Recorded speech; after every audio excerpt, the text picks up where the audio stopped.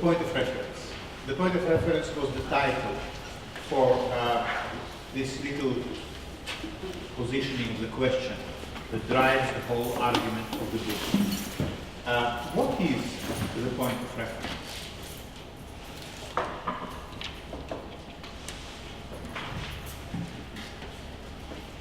Yes.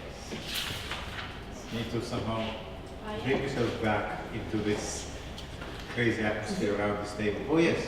Like a fixed point. So in navigation, you find your bearings. So you have. But what is the point of reference? We read this text. Heidegger's point of reference. Yeah. What is Heidegger's point of reference? Between the viewer, where is Think very carefully about the words you are using. your own being. Okay. Where in this introduction, where is in this text it says that? So again, what is the point of reference? Technology has stopped us from being near things. Yes, yes. That the distance, the nearness of that which is remains outstanding. The nearness of that which is remains outstanding. That is the point of reference. That, or in other words, we still don't know what it is to be.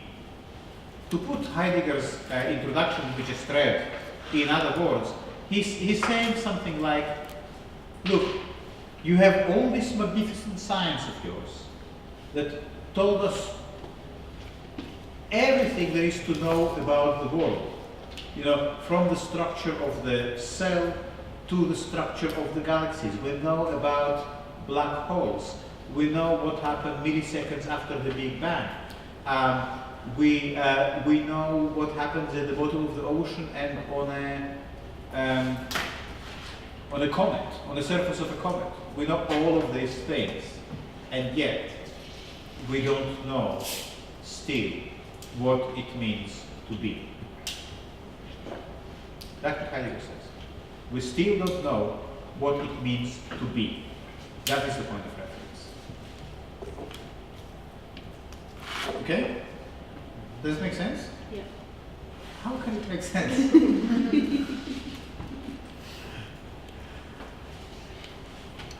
So, Heidegger is provoking us. He really is kind of probing us, you know, like with a pointed stick. He wants to show that all these great advances of knowledge and science amount to very little because the most fundamental question is never addressed. And the fundamental question is, what is ease? What is this thing called ease? Yeah? What is the ease? So that is the question that he's going to tackle, first of all, through the thing. Yeah? Trying to figure out what the ease. Heidegger says, well, how are we going to start thinking about the ease? You know, where is this ease? He says, well, let's start from something simple, something that we have around us all the time. A thing. This is a thing. This is a thing. This is a thing. So he says, let's start from something incredibly simple, like a jar. Do you know a jar? No, I think it's important that we.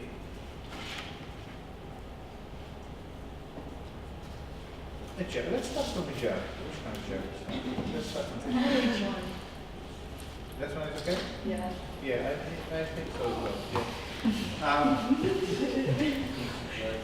Let's start from a jar. Now, preferably, I would like to have a jar on the table, but as you figure out, of course, it's not about the jar. Yeah? And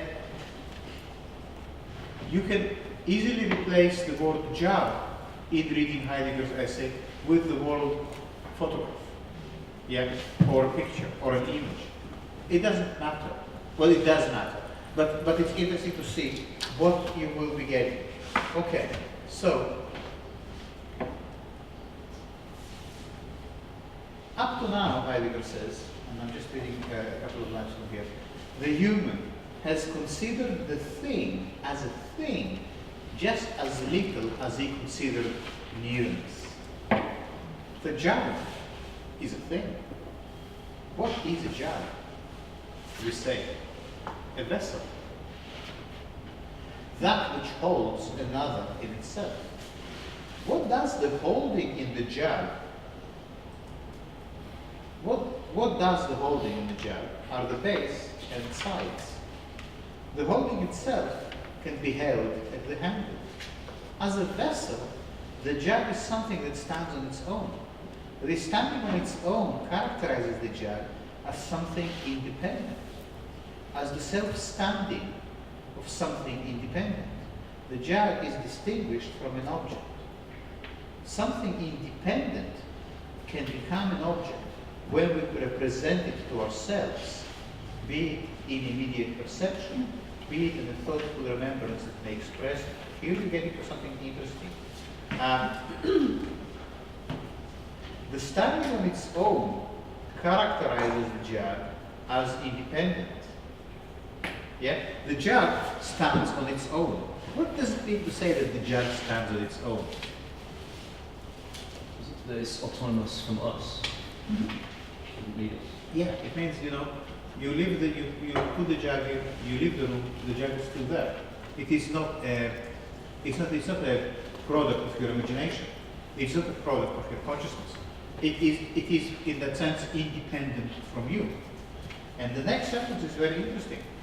As an independent entity, a self-standing entity, or something independent, the jar is distinguished from an object. Now, you know enough by now, because we spoke about it yesterday as well, to try to tell me why, as the jar is distinguished from an object, why, in other words, the jar is not an object, or in what way the independence of the jar makes it not an object. Object dependent on a subject. That's right. Object is that which the subject perceives. You remember the resemblance between the photograph and the person? Yeah? The resemblance is only available, is only present if there is someone who can judge the resemblance. Yeah? As long as the judge is independent, it is not an object. Yeah? For an object, there has to be a dependence on the subject. Yeah? Okay. That's quite interesting. Something independent can become an object when we represent it to ourselves. Yeah? So when the jar is represented in a picture, or when we analyze it, when we discuss it, when we describe it, when we define it, that's when the jar becomes an object. So it becomes an object in relation to us.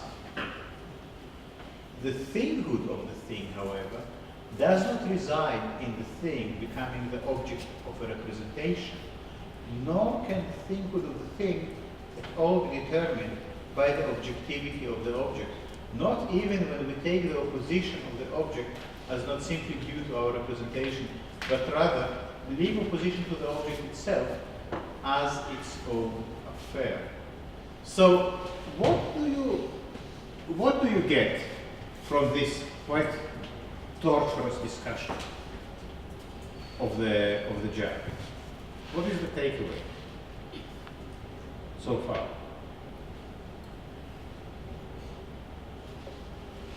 The thing exists itself independently without being object of our own representation. And even if we are representing it to ourselves, it continues to exist independently outside of our representation. Yes. But how can it be present objectively if he's saying if the thingness of the thing is not dependent on objective presence? What do you mean by objective? Well, isn't that what it says? Do you see the word objective? The thinghood of the thing does not reside in the thing becoming the object. Activity, objectivity. Determined by the objectivity of the objects. I'm a little confused by that. The thinghood of the thing, however, does not reside in the thing becoming the object of representation, nor can the thinghood of the thing at all be determined by the objectivity of the object. It means that if we approach the jug as an object, we're not going to get to its thinghood.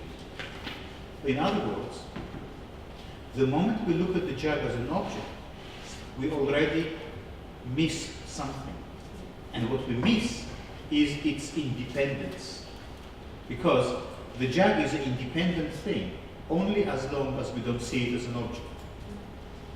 Because to see something as an object, as Matti was saying earlier, requires us having a relationship with it.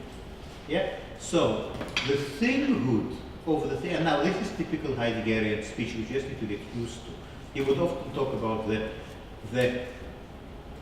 beingness of being, or the thinghood of the thing. He will take a noun and he will try to kind of play with it, to make it into an adjective, to make it into a verb, to just show how things are not so simple in language. Yeah. So the thinghood, or let's say the essence of the jug, in other words, will not be revealed to us as long as we look at it as an object. We will need to have we will need to develop another relationship. In a sense, in this one paragraph, the whole unfolding of the label of everything that will happen later is already, in a sense, encapsulated. It's almost, we can hear Heidegger say that you, the physicist, you, the historian, you, the social scientist, you, the anthropologist, you can all come here and describe the jug in your different ways. So the physicist sitting here might say, well, the jug has a certain atomic weight of, it can hold 2.5 liters of liquid. It is made of these materials, and we can have a whole physical analysis of the jug. It will be sent to a laboratory, and every aspect of it can be examined, the coating, whatever, everything, Then we can go to a chemist, and the chemist will give us the chemical analysis of all the ingredients and explain exactly how the jug is being made. So we can have the physical and the chemical analysis. We can have the historian giving us a lecture about the history of the jug through the ages, how it developed, from the Greek urn or whatever. Then we can have the anthropologist talking about the uses of the jug in various cultures. Then we can have the social scientist talking about the production of the jug, and how it is being manufactured and what forces are involved in all that. And Heidegger seems to say, if we hear him correct, none of these discourses, none of these logical discourses will get you to the essence of the jug. Why? I will give you a hint, and then you will develop it. Because all of these discourses have something in common. They all talk about the representation of the They all represent the jug in different ways. Mathematically, chemically, physically, historically. And you remember yesterday we saw that for Heidegger, history and science both set in place. You remember? Set in place, what has to be set in place? You remember from yesterday? So it's framing. It's a way of framing. You can frame the jug in whatever discourse. And each discourse, what they have in common is that they all represent the jug in different ways. Now, make no mistake, Heidegger is not saying that what the sciences do is wrong. He's not saying that at all. He's not doubting the truthfulness or the veracity of the scientific analysis. He just says it's not going to get you to the essence. For essence is very important for Heidegger, for many reasons. So all these scientific approaches will not get you to the essence because they don't have the tools to get to the essence. We already can see what is the essence of the jug. The essence of the jug is its independence. But the moment you see it as a representation, you see it through a subject-object framework. So you already abandon this independence. In a sense, when something is independent, it cannot be represented. Yeah, why? Because the moment something is represented, it already lost its independence. And Sasha, isn't that interesting in terms of the independent curator? Yeah. That's Sasha's PhD topic. So there is a kind of opposition here, which is a bad word, opposition, because opposition is another tool from the rational toolbox. Yeah? But knowing that, I still want to say the sentence, bracketing it out, opposition.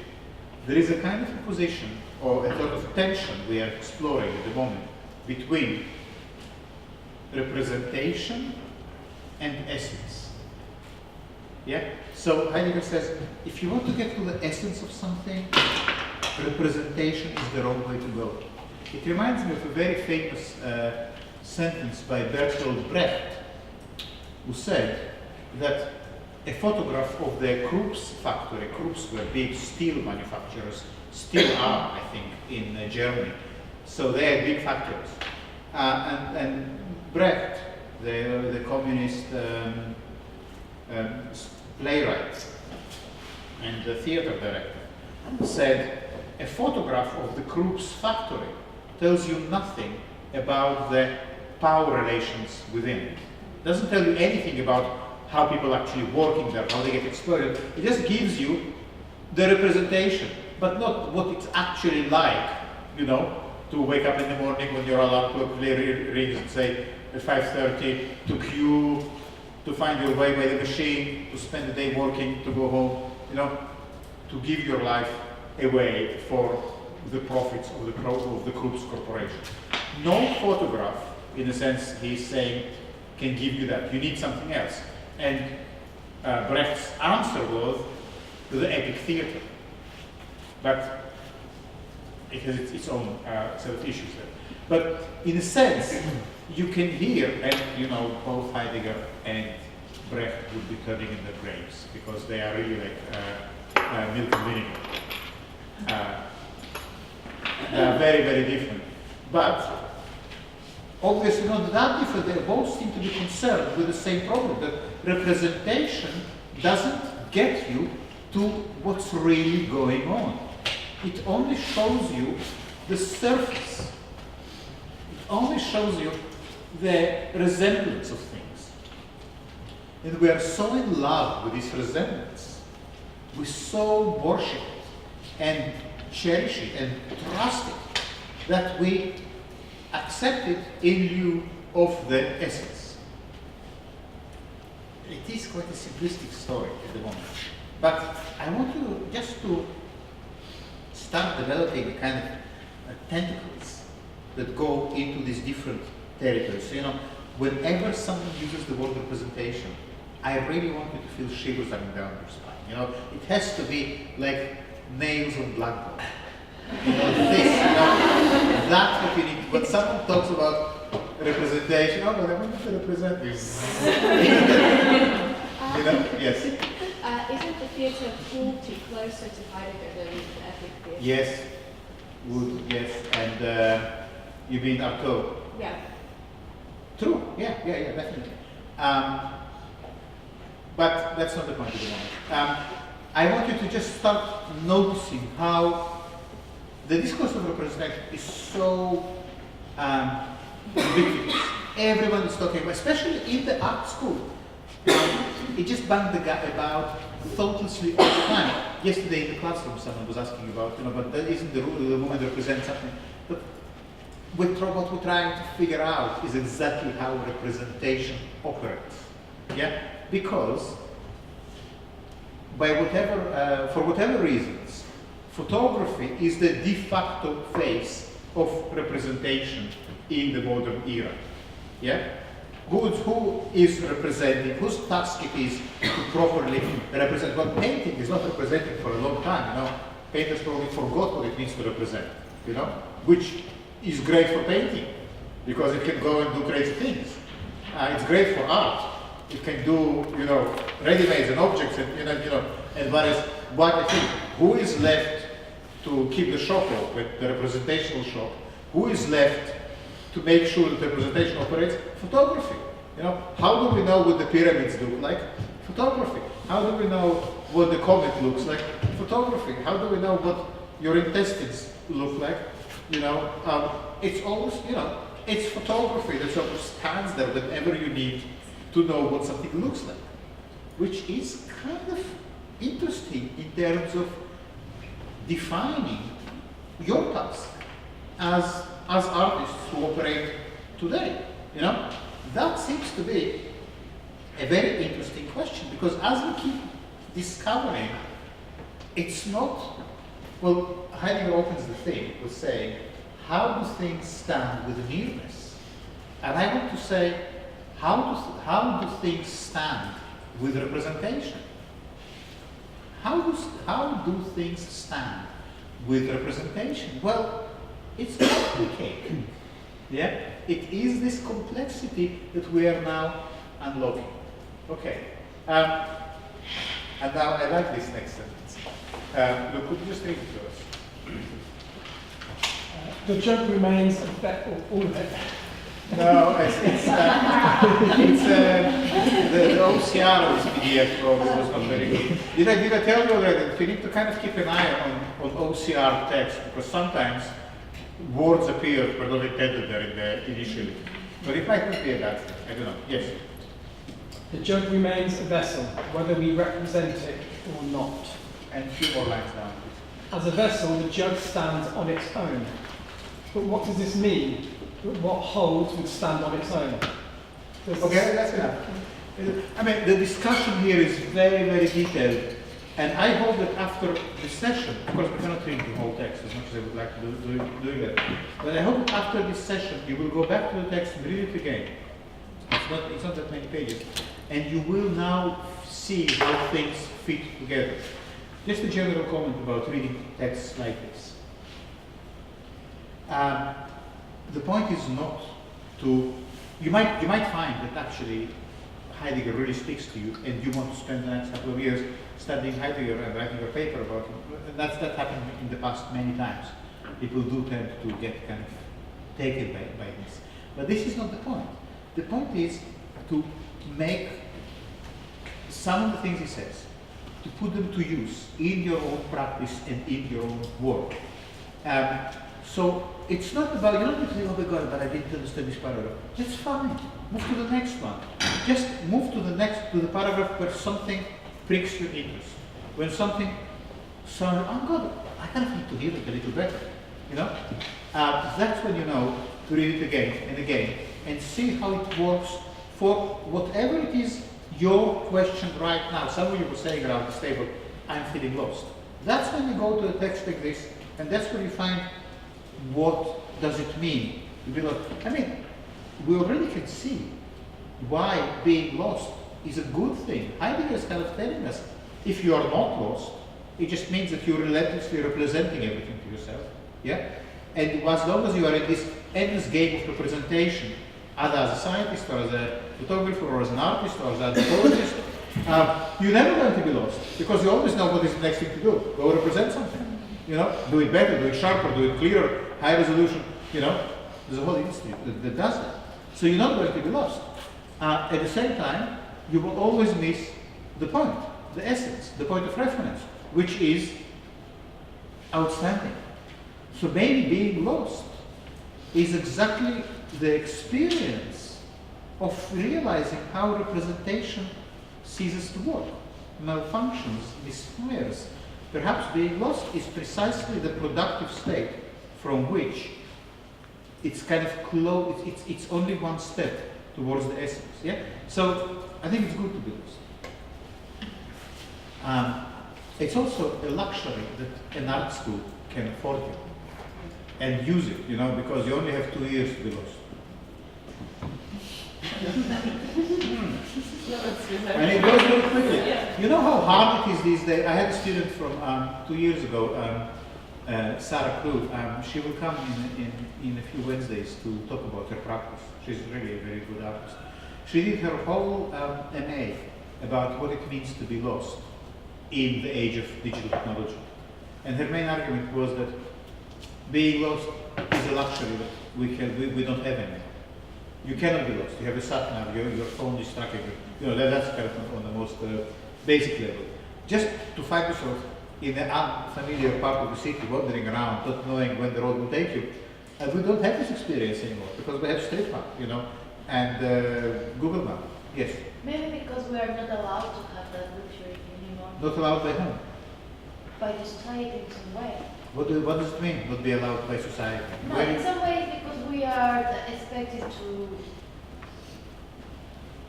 know what we are doing, you know, in some way, you know. Well, the I fact am not is, saying that that is right, but in some way. the fact is that whether we like it or not, being lost, being unaccounted for, just somehow disappearing for a while is impossible. You know, you leave a digital trace wherever you go, whenever you scan your card or take some cash or whatever. You know, what does it mean to really be independent, Sasha? Yeah, is it at all possible not to be dependent on all of these mechanisms, which all of them are somehow intertwined with representation? Getting lost, like say Situationist International, the Deadly Vet, was getting lost in the city was almost like a stance. Yes. You know, That's right. rebellion. That's right, yeah, but is it still possible with the iPhone? You know, perhaps it would be good to have a kind of app that helps you to get lost, to go, you know, to lose yourself. But I think you're getting even more lost because of that. Because Fine, okay, Like okay, people yes. lose Well, their and that's why Sarah's work was so interesting, because these were the things exactly she explored. I think she will do a kind of performance when she comes here. Yes. But it's also a question of comfort, right? That we're somehow. Sorry, start It's again. a question of comfort. Comfort. Yes, because you feel discomfortable when they're lost. You're Yeah, somehow like absolutely. It's brought up in a because- way that you feel uncomfortable. But there is also comfort in being lost, isn't it? I don't know. For some people- As Tully was saying, there is a whole art tradition of flannerism and situationism, which is based on being lost in the city as a tactic of experiencing the unfamiliar. But you still control it. It's kind of like on this day, like I go and get lost. Yeah, I mean, I don't want to go into that too much. I just wanted to, I don't even know how we got to talk about yeah, because we spoke about being lost in terms of the project. Yes, okay. Let's go back. So the conversation is going on, and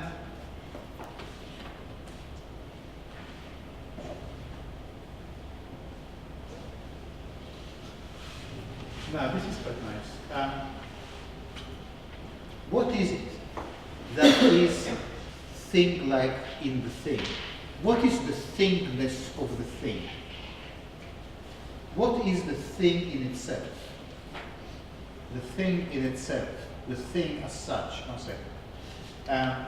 We only arrive at the thing in itself if our thinking has previously reached the thing as a thing. But what does it mean to reach the thing as a thing? Yes, what do you want to say, Julie? Sorry, I was lost. Good. What does it mean to reach the thing as a thing? But Can, yes? doesn't it mean you have to abolish thinking? Or Yes, logical good, thinking? good. What kind of thinking? Logical thinking, good. Yeah? to deny it as an object. That's right. To reach the thing as a thing, we need to overcome or the object, we need to overcome representation. And as Tully was saying, we need to overcome rational thinking that is representational. So here, you know, we are all artists. You know, here we have a jar on the table. We need to get to its essence by our means as an artist. Yeah? Clearly, we are not, we don't have a chemistry lab here. You know? So how do we get to the essence of the jar? How do we make the jar into an artwork that is concerned with the essence of the jar? Yeah? How do you make a picture of the jar or make an image of the jar that really explores or exhibits or allows us to inhabit its essence? That is the question. And it becomes a really kind of interesting